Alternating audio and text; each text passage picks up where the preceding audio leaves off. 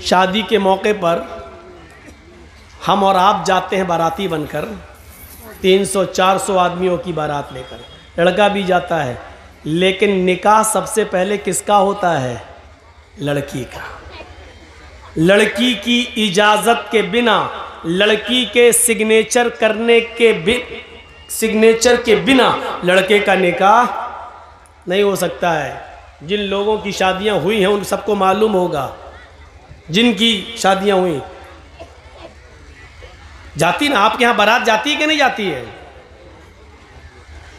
آج کل کہنا پڑ رہا بارات، ورنہ حقیقت یہ ہے کہ ان کو کہنا چاہیے چور اور ڈاکو جو باراتوں میں جاتے ہیں۔ حقیقت ہے، یہ لڑکی والے کے ہاں جاتے ہیں۔ ارے اس زمانے میں کبھی یہ دور چلتا تھا تو اس کی وجہ یہ تھی کہ پہلے زمانے میں نہ ٹرینیں ہوتی تھیں، نہ گاڑیاں ہوتی تھیں، تو پہلے بیل گاڑیوں پر، کھچروں پر یہ لوگ جاتے تھے ایک گاؤں سے دوسرے گاؤں، اور شادی کرا کے جب لاتے تھے تو راستے میں لوٹ لیے جاتے تھے، سونا چاندی کپڑا لتا۔ تو اس لیے بارات کا سلسلہ چلا، ایک گاؤں سے دوسرے گاؤں میں جب آدمی جا رہا تو 100 150 200 آدمی لے کے جا رہا تاکہ ہمیں کوئی لوگ لوٹے نہیں، اور ہم دولہا اور دلہن کو نکاح کرا کے خیریت سے گھر پہ لے آئیں۔ اس لیے یہ بارات کا سسٹم نکلا تھا، سسٹم۔ لیکن آج کل ٹرینوں کے زمانے میں، آج کل ہر تھانے کے باہر پولیس، ہر گاؤں میں پولیس تھانہ موجود ہے، چوری اور ڈکیتی کا تصور نکل چکا ہے، قافلہ اب لوٹا نہیں جا سکتا ہے میرے بھائیوں۔ لیکن یہ پرتھا اب تک چلی آ رہی ہے، یہ نکلی تھی کسی اور وجہ سے لیکن چلی آج تک آ رہی ہے۔ 300 اور 400 آدمیوں کی بارات لڑکی والے کے یہاں پہنچ گئے۔ اب لڑکی کا باپ بیچارہ سوچ رہا ہے کہ اچھی سے اچھی مٹھائی کھلاؤ، کیونکہ یہ لوگ منہ پھٹ لوگ ہوتے ہیں، بارات میں جتنے آتے ہیں منہ پھٹے ہوتے ہیں۔ منہ پھٹ کا مطلب سمجھ رہے ہو؟ اگر تھوڑی سی بھی مٹھائی میں یا کھانے میں کمی ہو گئی تو زندگی بھر لڑکی کو تانے مارے جائیں گے، تیرے باپ نے تو عزت ہی نہیں کی ہماری۔ اس لیے لڑکی کا باپ جانتا پہلے ان کے پیٹ کی جہنم کو بھرو اور اچھا سے اچھا کھلاؤ، جب تک اس کے پیٹ کی جہنم کو سکون نہیں ملے گا تب تک میری بیٹی سکون کے ساتھ گھر میں نہیں رہ پائے گی۔ اب بارات پہنچ گئی، نکاح کا وقت آیا۔ پہلے لڑکے کا نکاح نہیں ہوتا ہے، پہلے لڑکی کا ہوتا ہے، اور لڑکی کا حقیقت میں نکاح نہیں ہوتا ہے بلکہ لڑکی سے اجازت لی جاتی ہے۔ شاید آپ کے ہاں معلوم ہوگا، پیچھے لے جائیے پیسہ سر، وہاں گنیے، ہم ان کو بند کرا رہے ہیں، شور نہ کریں، آپ کی آواز بھی کانوں میں آ رہی ہے۔ چندہ اتنا ہو گیا ماشاءاللہ کہ 2 دن تک گنتے رہیں گے۔ تو سنیے، لڑکی کی اجازت لیتی، آپ لوگوں میں جس کا نکاح ہوا ہوگا معلوم ہوگا، ایک وکیل ہوتا ہے اور 2 گواہ۔ وکیل اور گواہ یہ دونوں جاتے ہیں لڑکی کے پاس رجسٹر لے کر، یہ طے ہو جاتا ہے اسی وقت، مہر کتنا ہوگا، یہ کتنا ہوگا، لڑکے کا نام، لڑکے کے باپ کا نام، لڑکے کی عمر، محلہ، گاؤں سب لکھ دیا جاتا ہے، اور پورا مہر اتنا اتنا سب لکھ کے اس کے بعد لڑکی کے پاس جایا جاتا ہے۔ ایک وکیل ہوتا ہے اور 2 گواہ، اور لڑکی کے پاس جب جاتے ہیں تو وہ اس لڑکی کو گھیرے رہتی ہیں بہت سی سہیلیاں اس کی اور تمام لڑکیاں، وہاں رجسٹر رکھ دیا جاتا ہے، اور اس وقت وکیل پوچھتا ہے، وکیل کی ذمہ داری ہے کہ وہ پوچھے، سرپرست کی ذمہ داری ہے کہ وہ پوچھے۔ جیسے مان لیجئے کسی لڑکی کا نام زینب ہے یا کسی لڑکی کا نام اسما ہے، تو اب ایسے پوچھا جائے گا، وہ وکیل اتنا جاننے والا ہونا چاہیے، ہر آدمی کو وکیل مت بنائیے۔ اب اس لڑکی سے یہ پوچھے کہ ہاں اسما یا ہاں زینب، فلاں فلاں کی بیٹی زینب، فلاں فلاں کے بیٹے اس نام کا، مثلاً محمد اسلم کسی کا نام ہے اور اس کے باپ کا نام محمد اکرم ہے. ہاں محمد اسلم صاحب سن آف محمد اکرم یا اکرم صاحب کے بیٹے محمد اسلم کے ساتھ آپ کا نکاح اتنے روپے مہر کے عوض یا اتنا سونا یا اتنی چاندی یا اتنا کپڑا مہر کے عوض آپ کو ان کے نکاح میں دیا جا رہا ہے. کیا آپ اس لڑکے کو نکاح میں قبول کرتی ہیں؟ کیا وہ لڑکا آپ کو قبول ہے؟ وکیل زور سے پوچھے گا، اتنی زور سے کہ اس لڑکی کے کان میں یہ آواز جائے. اب دو طریقے ہیں. ایک چیز تو یہ ہے کہ لڑکی بول دے ہاں مجھے وہ قبول ہے، اور اگر نہیں بولتی ہے، خاموش رہتی ہے تو وہ بھی کافی ہے. اللہ کے نبی نے فرمایا اذنھا سماتھا، اس لڑکی کی خاموشی ہی اس کی اجازت ہے. زبردستی اس سے نہیں کہلوایا جائے گا. کچھ جاہل لوگ پہنچ جاتے ہیں، قبول کیا؟ اب وہ خاموش ہے. بتاؤ بیٹا قبول کیا؟ بیٹا ہم نے سنا نہیں، بولو قبول کیا؟ اب وہ شرم، بیچاری کنواری لڑکی ہے، شرم آ رہی ہے. وہ الگ بات ہے کہ آج کے اس ماحول میں تو واٹس ایپ پہ خوب بات کرتی تھی، اس دن شرم آ رہی ہے. یہاں تو رات بھر چیٹنگ ہوتی رہتی تھی، لیکن اس دن شرم آ رہی ہے. ایک دکھاوا بھی ہوتا ہے، لیکن ہمیں وہ نہیں دیکھنا، ہمیں حدیث دیکھنا ہے. کچھ جاہل لوگ وہاں بار بار پوچھیں گے بولو، اور وہاں اس کی سہیلیاں بیٹھی رہتی ہیں، وہ کونی مار مار کے کہتی بول بول، ارے بول دے، ہاں کہتے میں نے قبول کیا، بول بول. اور پھر اس سے زبردستی بلوا کر کہتی ہیں، بیچاری کہتی ہے کہ میں نے قبول کیا. جہالت کی ساری حدیں توڑ دی جاتی ہے. یہ سب سے بڑی جہالت ہے کہ اس کے منہ سے کہلوایا جا رہا ہے. جب اللہ کے نبی نے کہہ دیا اذنھا سماتھا، اس کی خاموشی اس کی اجازت ہے. ایک بار پوچھیے آپ، 3 بار بھی پوچھنے کی ضرورت نہیں ہے. سنا نہ ہو تو وہ لڑکی کہے جی کیا کہا آپ نے، تب آپ دوبارہ کہیے. جب وہ لڑکی سن چکی ہے آپ کی بات تو دوبارہ آپ کیوں کہہ رہے ہیں؟ 3 بار آپ کیوں کہہ رہے ہیں؟ نہ 2 بار کہنا سنت ہے، نہ 3 بار کہنا سنت ہے. زور سے بولنا ضروری ہے. آپ پہلی بار اتنی زور سے بولیے کہ لڑکی سن لے. ہاں زینب فلاں کی بیٹی، آپ کا نکاح محمد اسلم اکرم صاحب کے بیٹے کے ساتھ 5000 روپے مبلغ مہر علاوہ نان نفقہ آپ کو ان کے نکاح میں دیا جا رہا ہے. کیا آپ اس لڑکے کو قبول کرتی ہیں؟ اتنی زور سے آپ بول دیجئے پہلی بار. شرم سے اس کا سر نیچے جھک جائے گا. اس کی خاموشی اس کی اجازت ہے. اگر وہ خاموش ہے تو سمجھ لو کہ اس نے اجازت دے دی. رجسٹر آگے بڑھا دیجئے، اس سے سائن کرا لیجئے اور لے کے چلے آئیے اور کہیے کہ لڑکی نے سائن کر دی ہے، لڑکی نے اجازت دے دی ہے. اس کے منہ سے قبول ہے کا لفظ زبردستی مت کہلوائی. یہ اس عورت کے لیے ہے جو شادی شدہ ہو اور جس کی طلاق ہو چکی ہو. اس کو آپ دوبارہ نکاح اس کا ہو رہا، اس کو بولنا پڑے گا، کیونکہ اب اس کے اندر سے شرم نکل چکی ہے. اب وہ دوسری شادی کر رہی ہے، اس لیے اس کو بولنا پڑے گا. یا جس کا شوہر انتقال کر گیا، عدت گزار کے وہ دوسری شادی کر رہی ہے، تو اس وقت اس کو بولنا پڑے گا ہاں مجھے فلاں آدمی قبول ہے. لیکن کنواری لڑکی جس کی شادی نہیں ہوئی ہے، اس کی خاموشی ہی اس کی اجازت ہے. اور بس رجسٹر لے کے آئیے اور پھر لڑکے کا نکاح آپ پڑھائیے. لڑکے کا نکاح ہوگا، لڑکی کی اجازت لی جائے گی.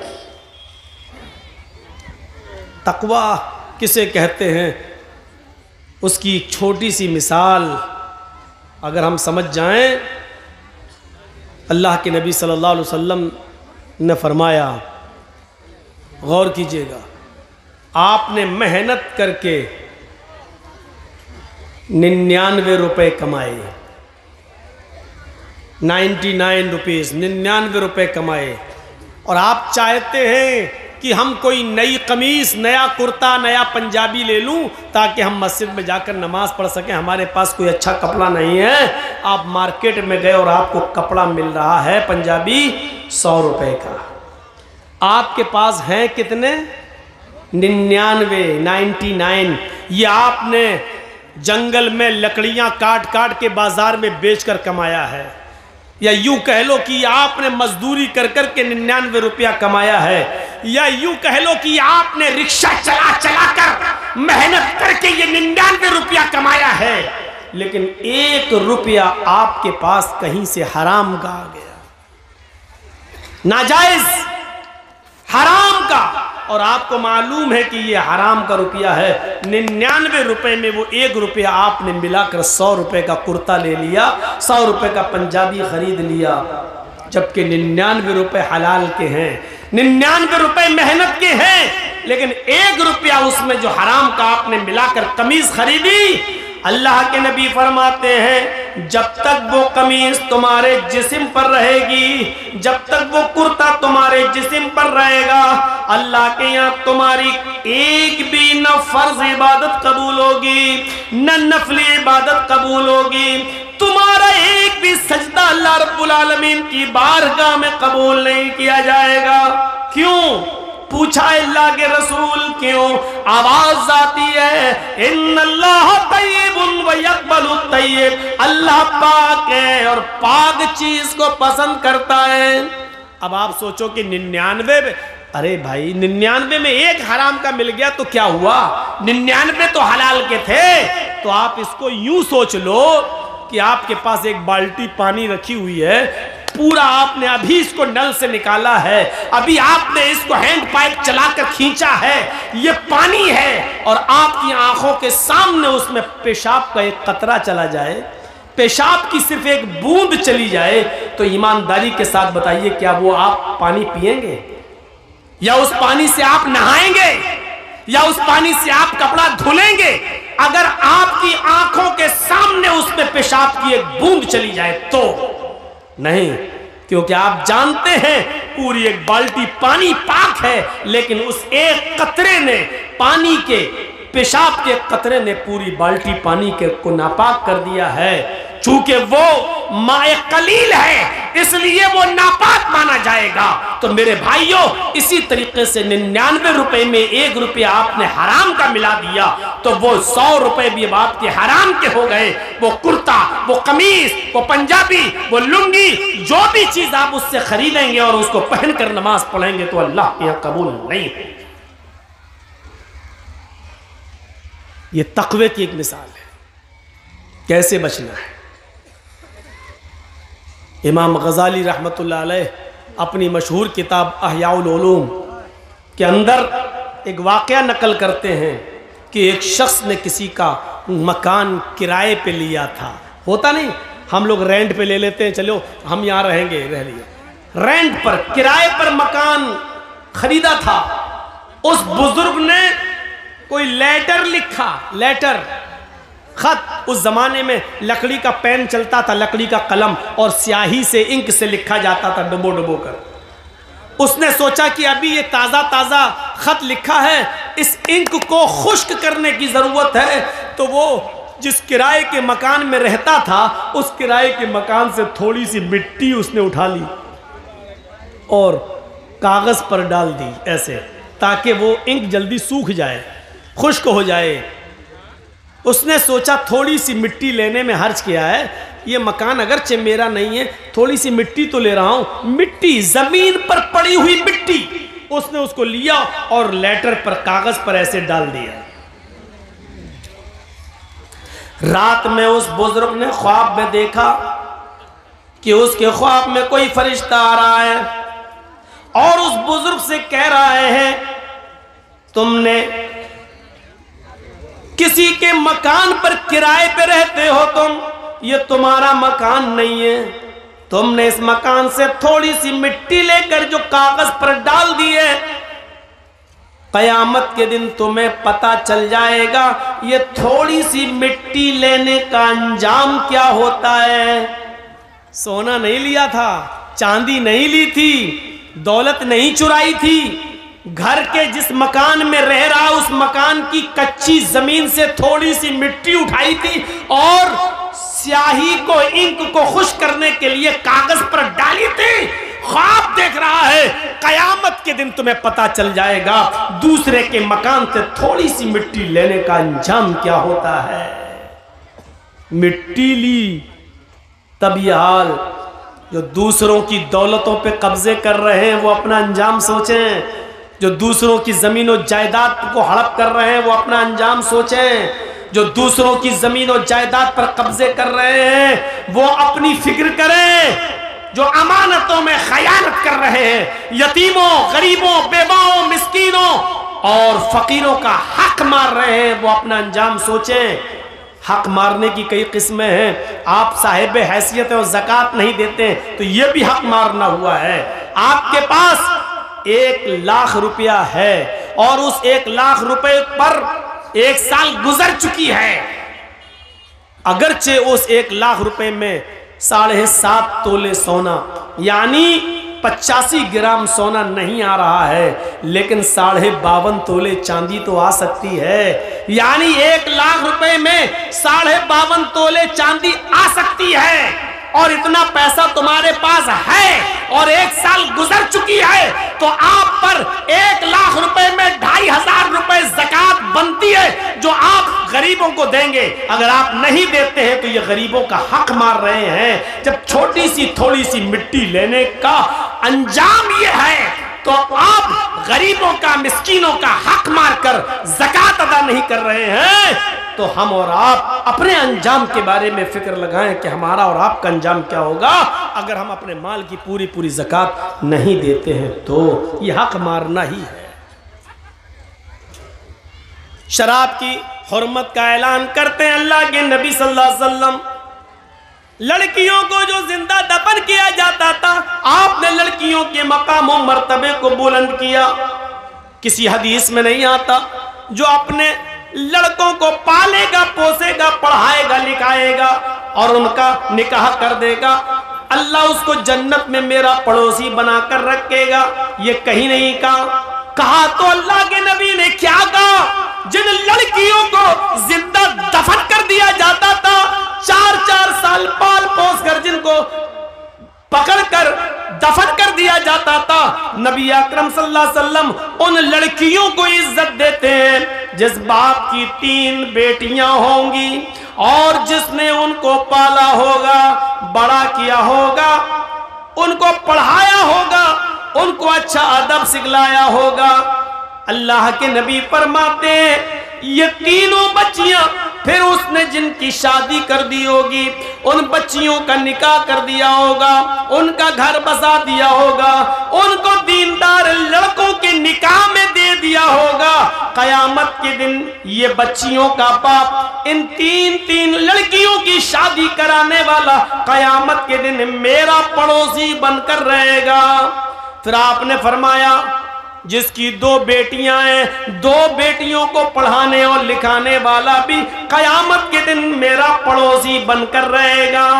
پھر ایک صحابیہ اٹھی روتی ہوئی کہنے لگی اے اللہ کے نبی میرے پاس تو 3 بیٹیاں نہیں ہیں، 2 بھی نہیں ہیں، میرے پاس تو 1 ہی ہے۔